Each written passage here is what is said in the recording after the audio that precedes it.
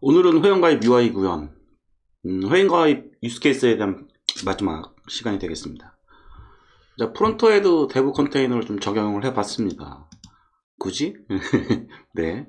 가만히 생각을 해보니까 이제 노드 버전이라든지 뭐 이런 프론트도 백엔드하고 마찬가지로 이렇게 개발 환경을 맞춰주는 게 좋을 것 같아요. 그 다음에 제가 또 생각한 게 뭐냐면은 이게 대부 컨테이너를 이렇게 개발 환경을 맞춰두게 되면은 이게 리눅스 환경이 되잖아요. 동일한 개발 환경 자체가 모든 개발자들이 다 이제 동일해지기 때문에 뭐 대소문자 구분에 조금은 자유로울 듯 했습니다.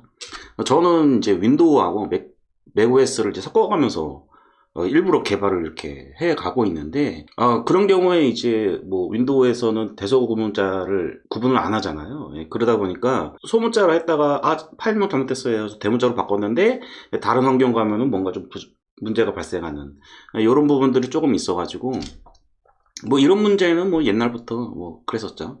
네, 그런 부분들 때문에 프론트도 대부 컨테이너로 개발을 해야 되겠다라고 생각을 했습니다. 이 프론트에 이제 적용하면서 좀 아쉬웠던 점 부분들이, 구동시 반응이 조금 느립니다. 그러니까 처음에 이제 그냥 생 윈도우나 생 이제 맥 OS에서 이렇게 개발해가지고 이렇게 비트를 이렇게 딱 실행해가지고 딱 띄우면은 브라우저에서 바로바로 반응이 이렇게 오는데, 대부 컨테이너는 살짝 한 1초 정도? 한 2초? 늦으면 2초 정도? 이게 좀 반응이 좀 늦은 거를 볼 수가 있었고요. 그 다음에 이제 CORS 관련해가지고 좀 조정이 필요했습니다. 기존에는 이제 로크로스트 3000번만 이렇게 CORS를 이렇게 허용을 해놨는데, 요게 안 먹더라고요. 요거 때문에 제가 한 이틀 정도 삽질을 좀 했는데, 127.0.0.1 이렇게 추가를 해서 해결을 했습니다. 자, 프론트를 위해서 백엔드가 소리쳐야 될 부분들이 무엇인가를 좀 생각을 했고, 이제 그런 부분들 때문에 이제 스웨거라는 거를 설치를 했습니다. 근데 스웨거라는 것을 세팅하기 전에 통합 테스트 코드를 작성을 했고요. 테스트명을 저는 여기 보시면은 여기 보이시면 스토리라고 되어 있죠. 테스트 코드명을 스토리라고 적은 이유는 이 유스 케이스하고 아주 잘 맞는 표현하는 단어인 것 같아가지고 스토리라고 적었습니다. 얘는 실질적으로 이제 전 레이어를 아우르는 백엔드의 통합 테스트다 라는 의미에서 이렇게 적었고요. 뭐 테스트 코드를 굳이 뭐 볼 필요가 있을까 싶지만은 이제 보여드려야 될 게 조금 있어가지고 이제 이걸 보여드리자면은, 통합 테스트는 일단 스토리라고 적었고요. 스토리는 유스케이스를 전체를 테스트하는 거기 때문에 스프링 부트 테스트, 그래서 웹 인바이러먼트 요거 랜덤 포트를 줬고요. 요거를 어노테이션을 붙여줘서 테스트를 진행을 했고요. 기억이 잘 안 나시는 분들을 위해서 유저 사인업 레스트 테스트 얘를 열어보면은, 컨트롤러 같은 경우에는 여기 보시면 웹 MVC 테스트라고 해가지고 컨트롤러 레이어 내에서만 테스트가 가능하게끔 이렇게 설정하는 이런 어노테이션을 이용을 했고요. 그 다음에 어댑터를 보시면은, 어댑터는 그 부분이죠. 퍼시스턴트, 그러니까 데이터베이스 쪽 테스트인데, 여기 같은 경우에 이제 데이터 JPA 테스트라는 것을 이용을 했고요. 도메인 쪽에 유저 사인업 유스 케이스를 볼게요. 유스 케이스 테스트를 보시면은 얘는 프레임워크에 종속적이지 않기 때문에 그냥 모키토 익스텐션을 이용을 해가지고 다인 테스트를 진행을 한 거죠. 자, 스토리 테스트를 이제 또 잠깐 또 더 보시면은, 레이어 전체를 실제로 호출하는 것처럼 테스트를 해야 되기 때문에 스프링부트에서는 테스트 레스트 템플릿이라는 것을 지원을 해줬고요. 요거를 이제 오토와이더 시켜가지고 쭉 호출하는 레스트 템플릿을 이용을 해가지고 포스트 포 엔티티 해가지고 URL을 이렇게 집어넣고 있죠. 실제 이 URL로 호출하는 요거를 리퀘스트 객체를 여기다 넣어줬고요. 그 다음에 리스판스는 디폴트 리스판스 바디. 요거는 이제 제가 예전에 백엔드와 프론트엔드 간의 데이터 전송 모델을 표준화하는 거에 대해서 강의를 한 적이 있었는데, 그 부분을 참조하시면 될 것 같고요. 모든 유스케이스에서 제공하는 메소드들을 다 흘러갈 수 있게끔 이렇게 통합 테스트를 진행을 했습니다. 이제 이게 완성이 돼야 프론트 쪽이 뭔가 내 거는 제대로 동작해 라는 걸 증명할 수가 있겠죠. 네, 그런 의미에서 소리치기 전에 통합 테스트를 진행을 했습니다. 자, 이렇게 소리를 이제 치기 위해서 준비를 했어요. 그러면 이제 실제로 이제 소리를 쳐야 되니까 저는 이제 스웨거라는 것을 스프링부트에 세팅을 했습니다. 프론트는 도메인이 소리치는 것을 프론트는 알 수가 없습니다. 자, 그런 의도로 스웨거를 설치를 한 거고요. 그 다음에 백엔드와 프론트엔드가 이제 전송 모델 공유가 필요한데, 일단 우리가 구두로 맞춰 놓은 거죠. 아까 전에 그 리스판스, 디폴트 리스판스 바디. 요 객체를 이제 모델을 이렇게 구두로는 해놨지만은, 실제로 이제 그게 프론트 쪽에 또 설명이 필요한 거니까 제가 스웨거를 세팅을 했고요.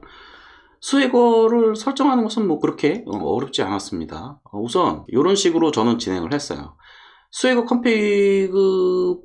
컴피그보다는 스웨거를 그냥 디펜던시를 추가를 하면은 기본적으로 이제 제공해 주는 것들이 있는데, 저는 지금 시큐리티를 적용을 시켜놨기 때문에 그 시큐리티 부분 쪽 조정하는 부분들이 조금 더 들어갔습니다. 우선 스웨거 컴피그에다가 이렇게 했습니다. 요게 지금 베어러 JWT 이렇게 돼 있는데, 요 빈을 등록한 이유는 바로 이것 때문이죠. JWT 때문에 요거 이렇게 세팅을 해놨고요. 그 다음에 시큐리티 쪽에는 이제 스웨거를 접속하기 위한 URL이 별도로 제공이 되고 있는데요. 이제 그 부분 때문에 여기 리퀘스트 매처 쪽에 오스 같은 경우, 이런 경우에는 이제 로그인을 하지 않아도 접근이 가능해야 되는 URL이었고, 스웨거 같은 경우에는 그러니까 처음에는 요것만 넣었거든요. 요것만 넣었는데 안 되더라고요. 그래서 제가 가만히 보니까 V3 API DAX 요거까지 두 개를 넣어줘야 스웨거가 제대로 페이지가 보이는 것을 볼 수가 있었습니다. 저도 이제 스웨거 이번에 공부 많이 한 것 같아요. 보면은 이제 UI를 위한 URL이고요. 그 다음에 이 뒷부분은 뭐냐면은, 우리가 자바스크립트에서 패치나 뭐 엑시오스 뭐 이런 걸 이용해 가지고 API로 데이터를 불러오기 위해서 호출을 하잖아요. 그 URL이다 라고 생각하시면 돼요. UI를 위한 URL, 그 다음에 뒷단에서 패치로 호출해 오기 위한 API URL 경로, 이렇게 두 가지를 설정을 해주면 되더라고요. 이제 컨트롤러에 이제 스웨거를 실질적으로 노출시켜주기 위해서 이 부분에 있어서 참 호불호가 많이 갈리는 그런 부분이기도 한데, 이 컨트롤러 부분 있죠? 컨트롤러 부분에 이 오퍼레이션 이런 것들을 이제 어노테이션으로 이렇게 위에 주셔야 돼요. 그러면은 이제 서머리, 그 다음에 디스크립션 뭐 이렇게 일일이 적어주는 것 때문에 개발자들이 야, 이걸 적어줘야 되냐, 이거 낭비 아니냐 이렇게 생각하는데, 저는 이 정도는 해줘야 되지 않나요? 라고 생각을 하는 사람입니다. 개발자가 이거 설명 적는 게 싫다면은 개발하면 안 되겠죠. 저는 그렇게 생각하고요. 그 다음에 끝에 보면은 태그라는 게 있습니다. 지금 뭐 화면이 자꾸 가려서. 이 태그라는 거를 붙여주게 되면은 이 태그에 적어준 요걸로 이렇게 그룹핑이 되거든요. 이런 부분들도 되게 좋았어요.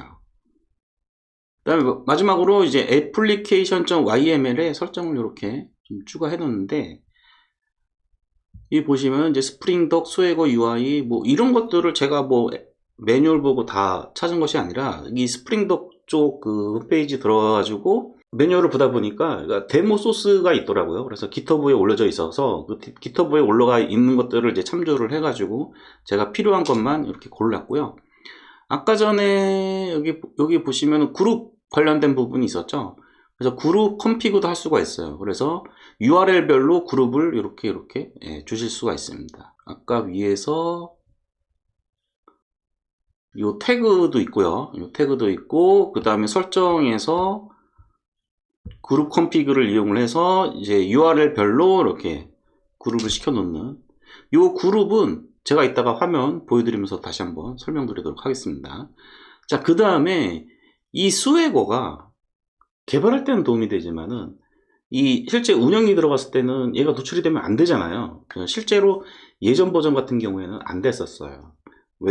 그걸 제가 왜 아냐면은, 예전에 프로젝트를 할 때 그 현업이 스웨거 이거 프로덕트 올라갔을 때는 안 보이게 해달라고 했는데, 그때는 그때도 기능이 있었겠죠. 근데 그때는 참 기능 찾기가 힘들었는데, 이번에는 아주 쉽게 프로덕트 상황으로 올라갔을 때는 스웨거가 보이지 않게끔 설정을 하려면 이렇게 해주시면 됩니다. API DAX enable false, 스웨거 UI enable false. 네, 이렇게만 해주면은 개발할 때만 이 부분이 적용이 돼가지고 스웨거가 프로덕트 상황에서는 보이지가 않게 됩니다.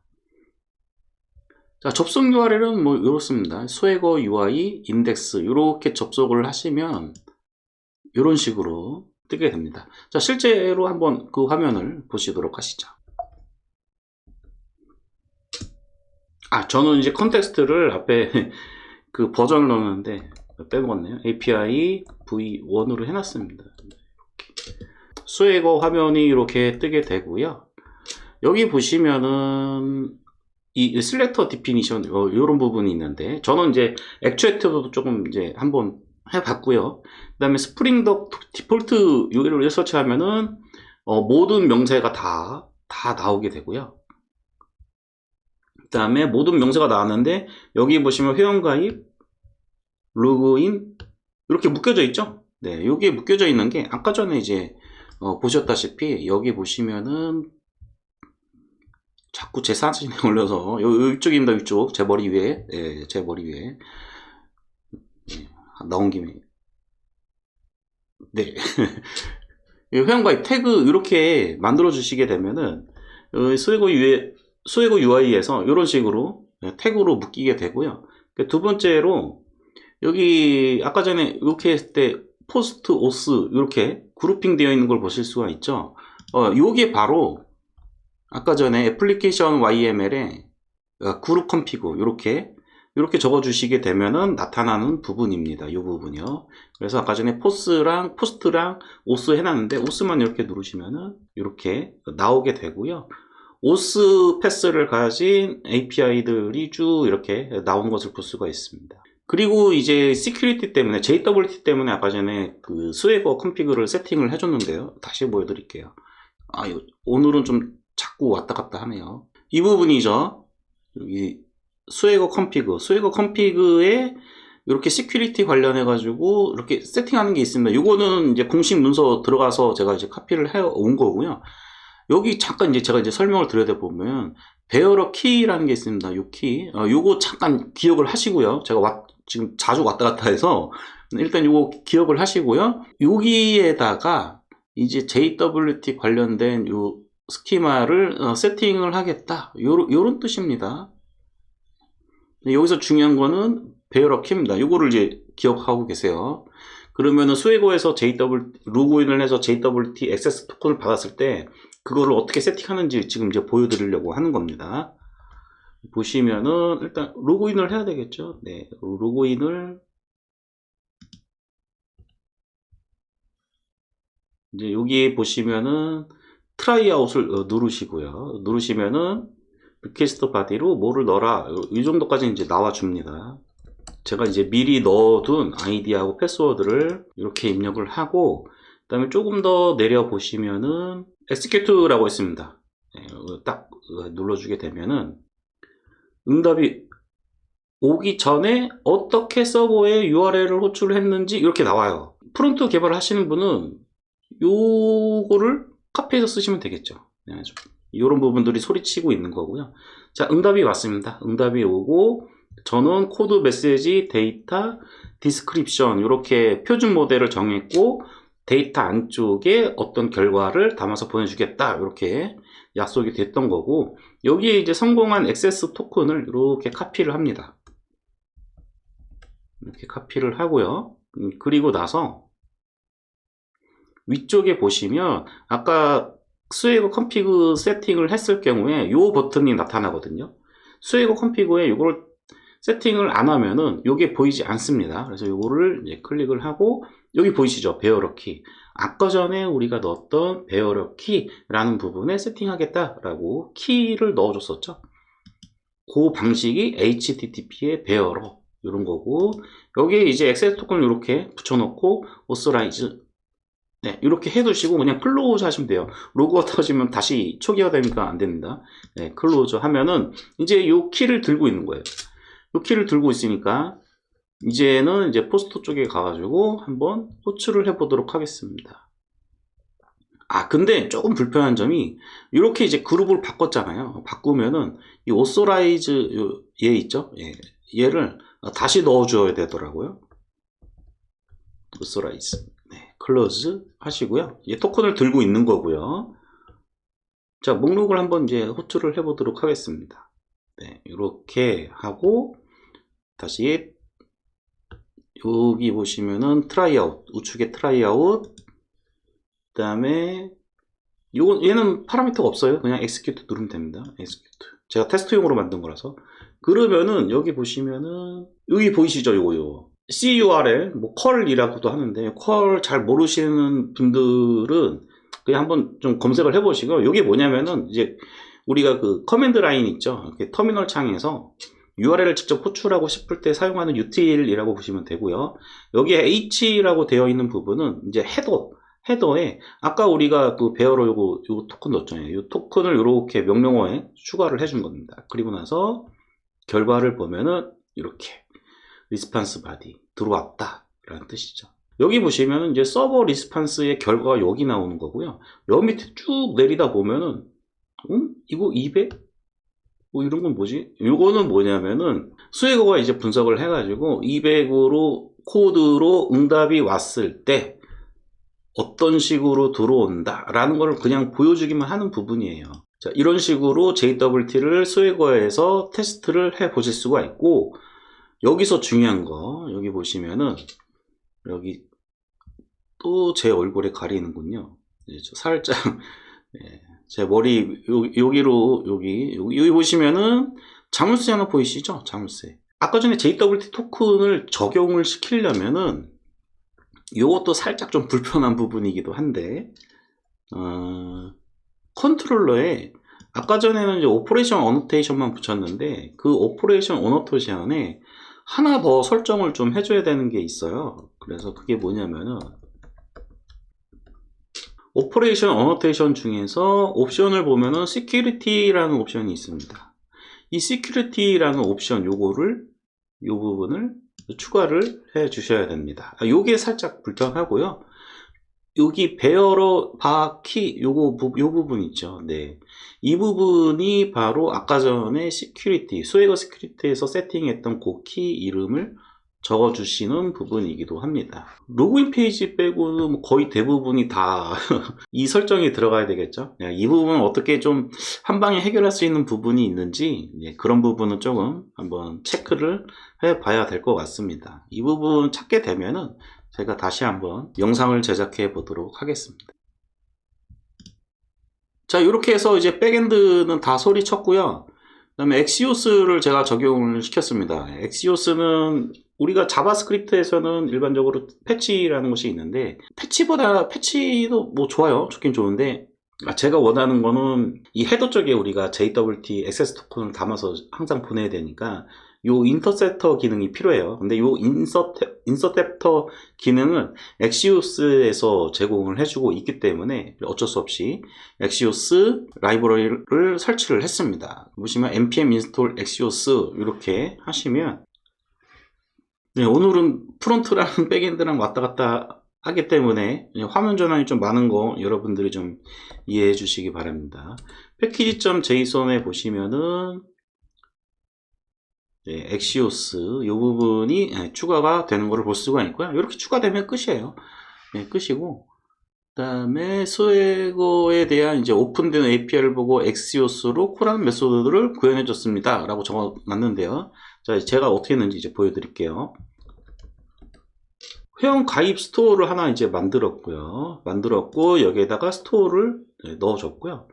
처음에는 체크 리퀘어드 아이템, 리퀘스트 사인업, 그다음에 리센드 메일, 요건 아직 뭐 구현 중인데, 이렇게 세 개의 메소드를 만들었는데 얘를 프롬프트가 상상해서 만든 것이 아니라 아까 요거 있죠, 요거 스웨거에 보시면은 이제 오스에 제가 태그로 묶어 놨고요. 그래서 회원가입 유스 케이스에 이런 URL이 3개 제공해 줄 거야. 이렇게 스웨거 이렇게 딱 표시를 해 놓으니까 프론트엔드 개발자는 문서 다른 거 딱 필요 없죠. 요거만 딱 띄워가지고 요 URL도 그냥 밑에 보면은 트라이아웃 한번 해보면은 그냥 뭐 아무 생각 없이 엑스큐트 해보면은, 자, 리퀘스트 URL 이렇게 나오잖아요. 이렇게 요거 카피해 가지고 여기에다 붙여 놓은 겁니다. 여기다 붙여 놨는데 제가 이제 데브 컨테이너를 하다 보니까 로컬호스트가 좀 잘 안 먹히더라고요. 요것도 좀 문제를 좀 어떻게 해결해야 되는지 좀 봐야 될 것 같고. 그래서 URL 도메인을 이제 127.0.0.1로 하니까 정상적으로 동작을 했습니다. 이렇게 해서 세 개의 메소드를 이렇게 그냥 적어 놓고, 펑션을 일단 적어 놓고, 그 다음에 이제 엑시오스를 이용해서 포스트인지 게시인지도 다 나와 있죠. 여기 보면은 포스트. 자, 그래서 엑시오스 포스트 이렇게 하고 URL 적어주고, 엑시오스가 기본적으로 이제 파라미터가 3개입니다. 제가 이제 보니까 3개를 사용하더라고요. 그래서 첫 번째가 URL, 두 번째가 바디용 데이터, 세 번째가 헤더용 설정 정보, 이렇게 들어간 것을 알 수가 있었고요. 저도 엑시오스는 지금 처음 써봤습니다, 이번에. 자, 그런데 뭐 어렵지 않아요. 이렇게 제가 좀 정리를 한번 해보도록 할게요.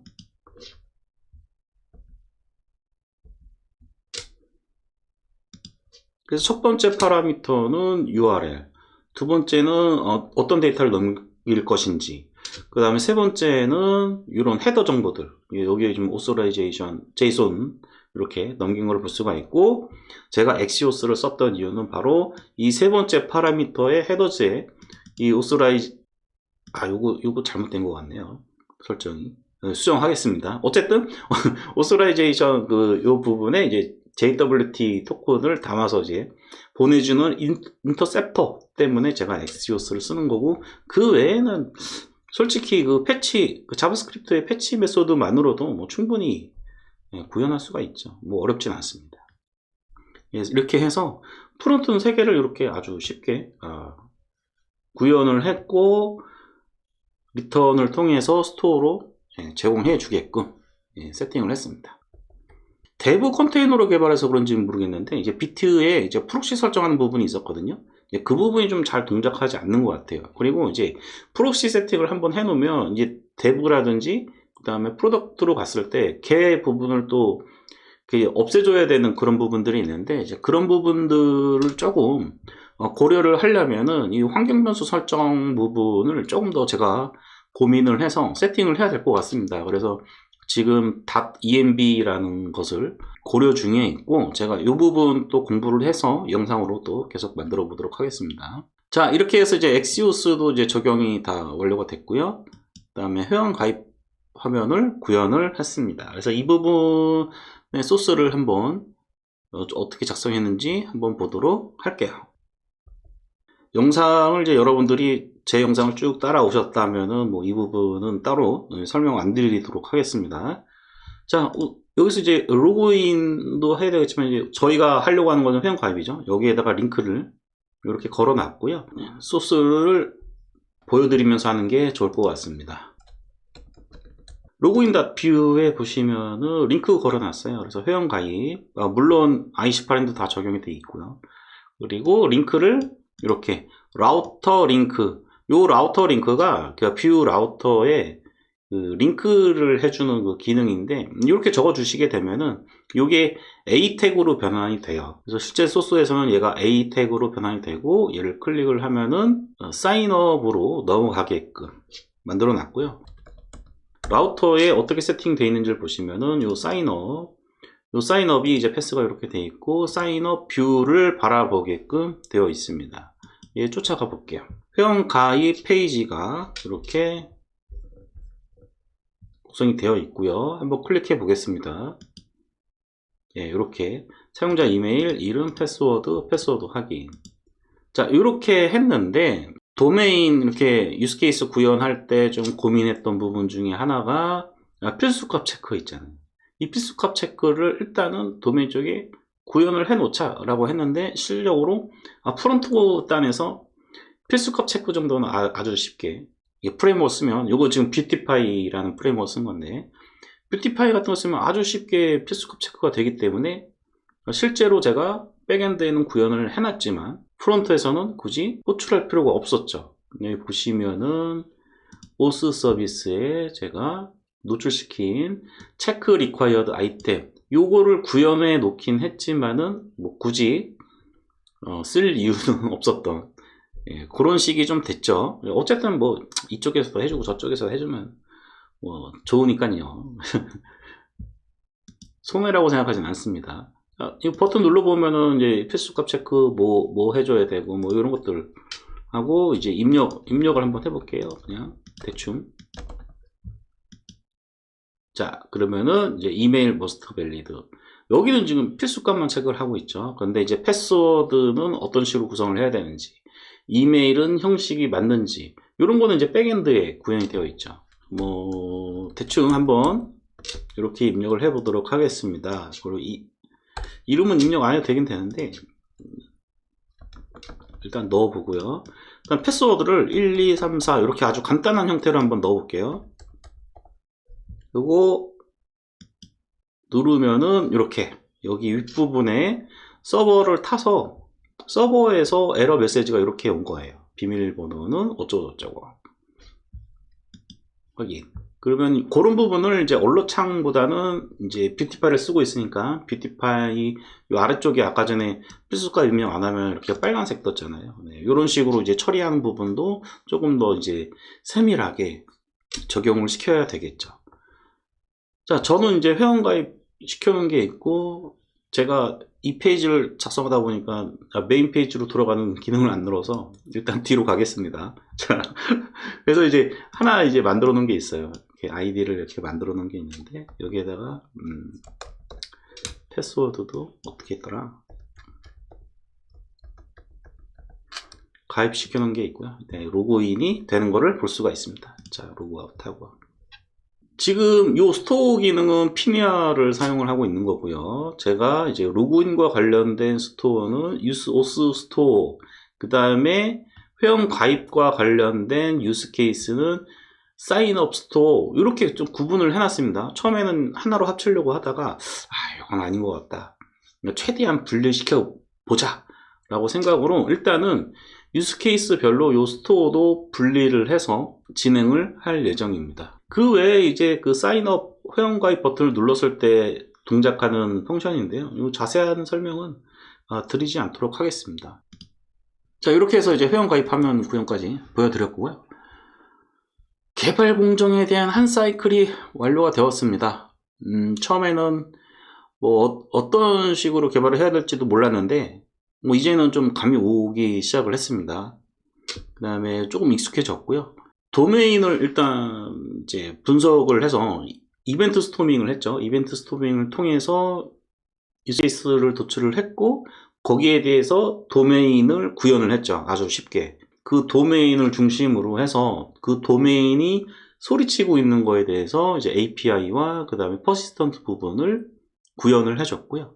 이 부분이 이제 완성이 돼서 스토리라는 통합 테스트를 백엔드에서 나름대로 진행을 하고 화면을 구현하는 순으로 제가 이 프로젝트를 이제 쭉 진행을 하면서 참고했던 문헌들을 조금 잠깐 소개를 시켜 드리도록 하겠습니다. 제가 가장 영향을 많이 받았던 부분은 테스트 주도 개발로 배우는 객체 지형 설계와 실천이라는 책이고요. 이 책에 보면은 한 사이클을 완성해라, 그러니까 한 유스 케이스를 완성하라 라고 적혀 있어요. 이 책에 있는 대로 한번 한 사이클을 완성시키는 것이 중요하다라고 저는 생각을 했고요. 두 번째로 이제 로버트 C 마틴이라고 하는 이 부분이 쓰신 이제 클린 아키텍처, 실제로 제가 한 이전에 지금 전부 다 합치면 한 10개 정도 될 것 같은데 이 10개 정도의 영상들을 쭉 진행하게 된 그 결정적인 책이죠. 클린 아키텍처. 클린 아키텍처에 대한 영상이라든지 자료들은 블로그 뒤져보시면 내용은 많은데 좀 수준이 너무 낮고요. 책에 있는 내용 그대로만 썼고 해서 좀 불만이 많았어요. 그래서 실제로 내가 클린 아키텍처를 구현을 해보겠다 라는 의도로 지금까지 쭉 영상을 만들었던 거고요. 그 실제 코딩을 하면서 도움이 됐던 거는 이제 톰 홈버그가 쓰신 만들면서 배우는 클린 아키텍처라는 책이 살짝 도움이 됐습니다. 예, 살짝 도움이 됐다는 얘기는 이 책을 먼저 보고 제가 개발을 시작한 게 아니라 제가 개발을 먼저 시작하고 이 책을 거의 동시에 봤거든요. 그러니까 코딩하고 좀 있다가 이 책을 보기 시작을 했는데 거의 제 생각하고 거의 동일한 부분들이 굉장히 많았습니다. 그래서 확신을 가지게 됐죠. 그 다음에 이제 마틴 파울러가 요 분이 쓰신 이제 UML 디스틸드라는 책인데, 요 책은 제가 볼 때 UML 책이 아닌 것 같습니다. 예, 개발 공정에 대한 책인 것 같습니다. 개발 공정과 관련해서 굉장히 도움을 많이 받았고요. 그 외에 이제 각 라이브러리별 스프링 부트라든지 엑시오스라든지 뭐 뷰티파이 뭐 여러 가지 라이브러리들, 예, 스웨거 이런 것들 도움이 많이 됐습니다. 개발 공정에 대해서 잠깐 좀 소개를 시켜드리도록 하겠습니다. 자, 이런 문헌들을 통해서 제가 지금까지 이제 클린 아키텍처를 한번 구현을 해보겠다 라고 해놓고서 내 나름대로 개발한 개발 공정, 아까도 설명드렸지만은 이벤트 스토밍을 통해서 유스케이스를 발견하고 도메인을 구현하고 어플리케이션을 구현하고 UI까지, 그리고 각 공정이 진행될 때마다 각 공정은 다음 공정을 위해서 소리치는 것을 원칙으로 해서 작업을 했습니다. 자, 소감 예, 마무리되는 시점이라서 소감을 좀 정리하는 게 좋겠다라고 생각을 좀 했습니다. 생각보다 제가 공정 설계를 잘한 것 같아요. 네. 예, 자신 있게 말씀드릴 수 있습니다. 생각보다 단위별 공정이 다음 단계로 가기 전에 이 테스트가 완료된 상태에서 다음 공정으로 넘기고 소리까지 쳐주고 있기 때문에 원래는 이제 초기 버전이 프로토타입이 되는 경우가 많았는데 초기 버전이 어느 정도 완성된 수준으로 진행이 된다라는 거, 그 부분이 되게 중요했고요. 물론 이제 뭐 수정하다 보면은 뭐 버그가 생기는 건 이제 그때그때 고치는데, 예전에는 이렇게 한 번에 쭉 다 완성시켜 놓고 버그를 수정하다 보니까 야, 이게 내가 예전에 어떻게 했었더라? 이렇게 좀 시간이 걸리는 경우가 많은데, 이거는 공정 단위별로 확실하게 소리쳐주고 넘어가니까 소리쳤을 때 내가 한 번 더 공부를 하게 되잖아요. 그러면서 버그가 발생했을 때 내가 그때 이렇게 테스트 했었는데, 내가 이렇게 소리쳤었는데 라는 거에 대해서 기억이 나더라고요. 이상하게. 예, 그래서 그런 버그를 잡는데 시간도 그렇게 오래 걸리지 않았습니다. 아직까지는 그 생산성이 좋다라고까지는 뭐 주장할 수는 없을 것 같아요. 제가 좀 더 해봐야 될 것 같아요. 근데 저는 이제 익숙해졌기 때문에 아마 좀 더 좋아지지 않을까라고 생각을 하는데, 그런 부분들을 떠나서 품질과 유지보수 측면에서는 상당히 도움이 될 거라고 저는 확신합니다. 확신. 지금 이제 제가 유저 도메인을 진행을 하고 있는데, 요 유저 도메인을 일단 제가 진행을 해서 완성을 시키고, 그 외에 이제 뭐 OMS라든지 WMS, 그 다음에 그 제조에서 진행하는 그 작업 진행 공정, 이런 부분들에 대해서는 제가 좀 도메인 설계를 잘 해서 뭐 외부 개발자들을 좀 영입을 해서 좀 개발을 진행해 볼까, 이렇게 또 좀 생각을 하고 있고요. 그런 부분에 있어서 제가 조금 준비가 많이 되면은 다시 한번 요 채널을 통해서 제가 공지를 한번 올려보도록 하겠습니다. 자, 소스는 항상 그렇듯이 공개되어 있습니다. 여러분들 요거 이제 설명란에도 링크를 걸어드리도록 할게요. 자, 이렇게 해서 클린 아키텍처 제가 한번 쭉 진행해 봤고요. 좋습니다. 네, 익숙해지면. 근데 아쉬운 부분은 뭐냐면 요게 SI에서는 안 통할 것 같아요. 네, 그런 결론에 도달했습니다. 그 부분은 어쩔 수 없는 부분이고, 나중에라도 좀 더 자세하게 얘기할 기회가 있다면 영상으로 찾아뵙도록 하겠습니다. 오늘은 여기까지 하도록 하겠습니다.